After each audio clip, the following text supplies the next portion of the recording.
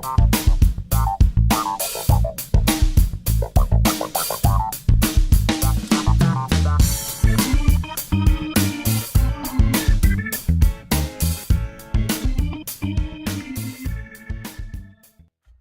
welcome back to my channel. This is Canadian Retro. I have another pickups video for you here. I'm pretty excited about some of this stuff because a lot of it was things I was really looking for, and I'm going to save the final item here at the end because I think it's something that's pretty special, but you guys can tell me because I'm sort of having a hard time sort of gauging the item here, so you let me know. I know price charting is telling me one thing about it, but honestly I'm not really sold on what price charting is telling me about it. So you'll have to tell me what you think of it. I'll get to that at the very end.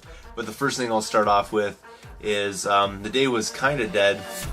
I went to 4 different Goodwills and thrift shops and things like that, and didn't come across anything until my final stop. I walked into a Value Village, and they had a whole ton of GBA games and things like that. I'll get to those second. I'll show you the first things that I picked up though. I picked up a couple of PlayStation 1 games, and then I'll get to the GBA games. Now I certainly didn't clear them out. There must have been like 35 GBA games sitting there.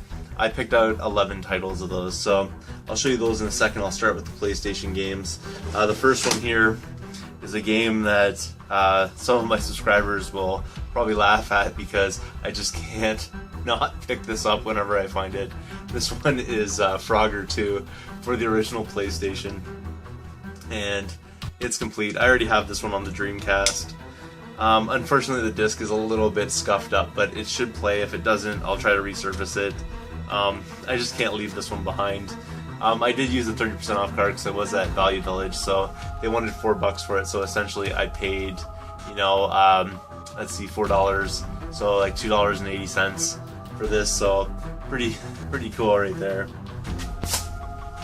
And then along the same lines, I also picked up a copy of Metal Gear Solid, which I already have in my collection, but I thought I would pick it up just because it was so cheap. Again, it was $2.80, and inside here it has disc 1, which is kind of like the other one, sort of scratched. Nothing deep though, just a lot of surface scratches. And then it has a PlayStation demo disc in there, someone has thrown in there just separately. So this one here has like Tekken 3, MLB 99, that's non-playable though, but then it has like Jersey Devil, Tomba, Speed Racer, Blasto. I think I already have this one actually on my shelf, so no big deal there though. And then obviously it has the other disc. It is missing its manual, which is kind of unfortunate, but Metal Gear Solid for $2.80. Not going to turn that down. I'll probably just end up flipping that because I believe the one that I have is probably in better condition. If it's not, I will definitely upgrade the one that I have. Moving on though, getting into the GBA games. This gets pretty interesting. Now, not all these titles are stellar, and a few of them I think I might have reconsidered buying them, but whatever, I think they're interesting titles. The first one here is Sega Smash Pack, and again, that was $4, but it was 30% off, so it was $2.80. And they're all like in these little baggies here, which is kind of nice. It makes it a lot easier to clean them. You don't have to get all the sticker residue and stuff like that off of it. So there's that one there. The next one, again, I'm not going to name the price every time. They're all the same price. They're $2.80. Is Namco Museum. This one here is a little bit dirty, like it has some crud on it and a sticker on the back, so I will have to Goog on that one, but definitely wanted to add that one into the collection. I probably overpaid for it. I know that it's probably valued a lot less than what I paid for it, but again, I saw it there and I wanted it, so I went for it despite its price. The next one here is Lord of the Rings: The Third Age. Never heard about this title, but I wanted to check it out, pretty cool, like books and movies and stuff like that, so the games aren't too bad. Hopefully the GBA one's kind of interesting. The next one here is Batman Begins, and again, don't know a whole lot about this one necessarily, but thought I'd go for it. Thought it was interesting. I know some of the different Batman games that are like beat 'em ups and stuff like that can be kind of interesting, like specifically ones on the SNES, so thought that was good to go. Moving on to some more interesting titles, at least I think they are. First one here is Spyro the Eternal Night, and love me some Spyro games, so that's pretty awesome right there. I'm pretty sure I didn't have this one already, and I know I didn't have this one, so it's pretty sweet to get this next one here. Also a Spyro game, and that is the Spyro Super Pack. So pretty cool. Moving along, I also picked up Crash and Spyro Super Pack, so this is a different Super Pack here. So pretty sweet as well. And then some of the more interesting games, I think, even further still, kind of grouped them into 3 different categories there. Now getting into the more interesting stuff. Mario vs. Donkey Kong.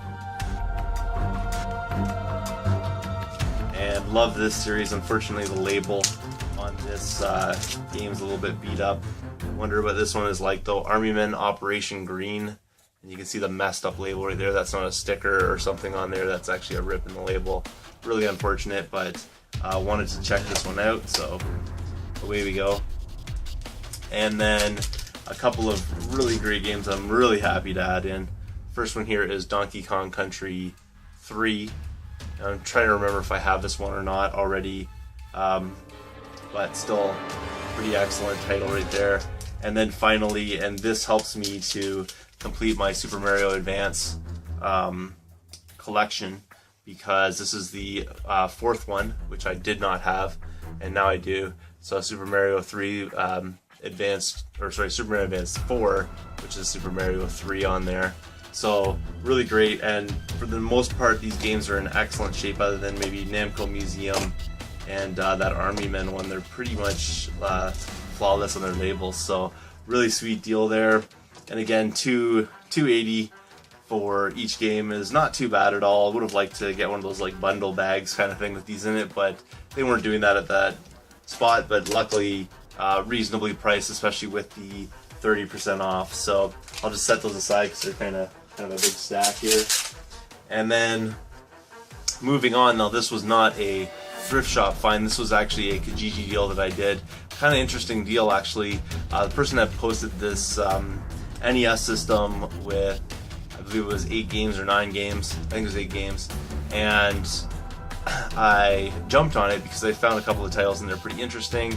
The guy said he had sold it already, and so I just sort of went, oh, okay, well, there goes that kind of thing, and just forgot about it completely. And then a couple of days ago, or actually last night, he messaged me and said that the person he was selling it to fell through. They didn't get back to him and things like that.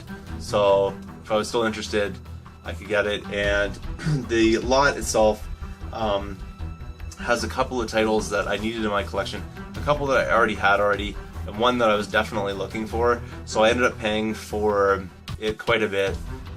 It's $75 what I paid for this, but you'll see why when I get to the end of this. Now you can tell me if it was worth it or not. You let me know. But the first thing here, obviously, if I'm buying a system, is the system itself. This one has a little bit of yellowing, I would say, tint to it. It's hard to tell in the lighting of the camera and things like that. But the guy said that this does work. He used it about a month ago, he said, for a retro party. I don't know if I totally believe that, but that's what he was saying. So that's what he got it for, and now he was selling it off because he was moving. And came with the system and had 2 controllers, which you know what NES controllers are like. These again are a little bit yellowed and not in the world's greatest shape. Like, they're definitely scratched up and things like that, but the console is not really what concerns me as much. This is actually something that concerns me more in the console and controllers, because it's harder to find, which is the actual power supply that goes with it.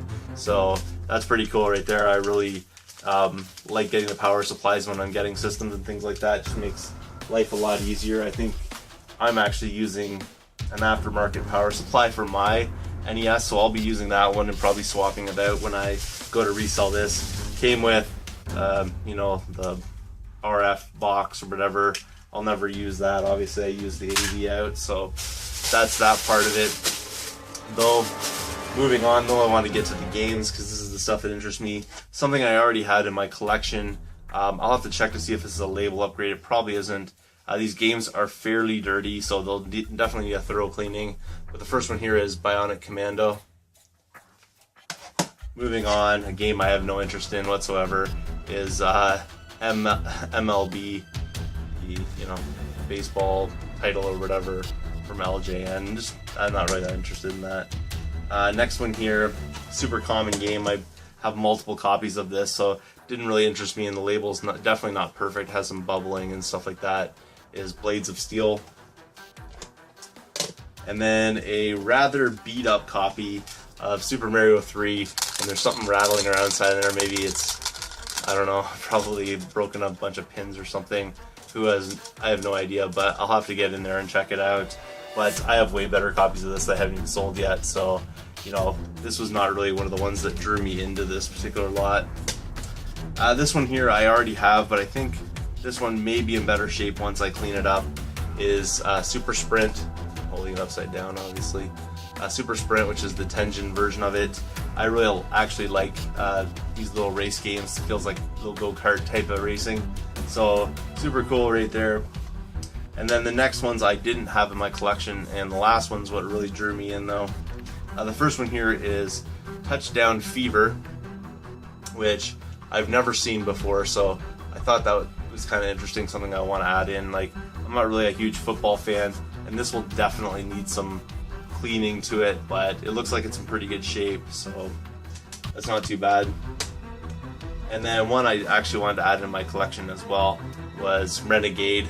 Don't know a whole lot about it, but again, I didn't have this one. Unfortunately, there's a nick in the label right there, which would have been nice to get a nice clean label, but otherwise it's in pretty good shape, so that's awesome right there.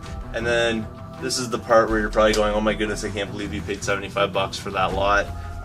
But I think this more than makes up for it. You tell me, because I'm not totally certain about this. It's the Super 190 in one cartridge, and I don't even know who published this back in the day. It's like a bootleg kind of, or a homebrew or hack or whatever you'd like to call these.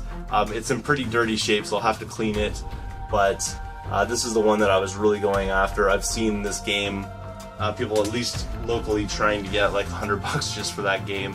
I don't know if they actually get that amount for it. I've seen it go online, people asking for that. I don't know if it's really selling for that because it doesn't come up that frequently. I think it's a fairly rare kind of game. The only thing that makes it a little bit different though is the fact that it is like a bootleg game. It's not like an officially licensed product or anything like that. Kind of an interesting cartridge though if you've never seen one before. It actually has like this, I don't know what you call it, like it's just sort of multi-textured right here.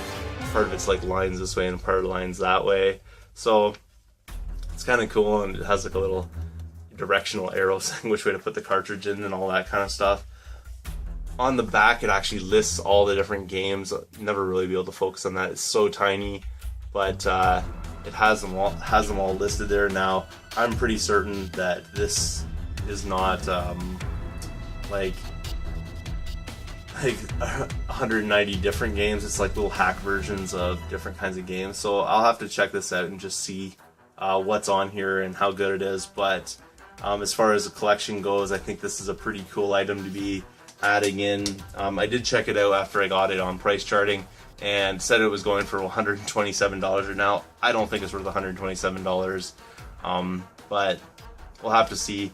Anyways, that's really like the primary reason why I went over the system, because I already have a system, so it's not really a big deal to me. Hopefully I can recoup my money with the rest of those games, and I'll end up keeping these three out of it and maybe unloading some of the other games that I have for sale right now with that system.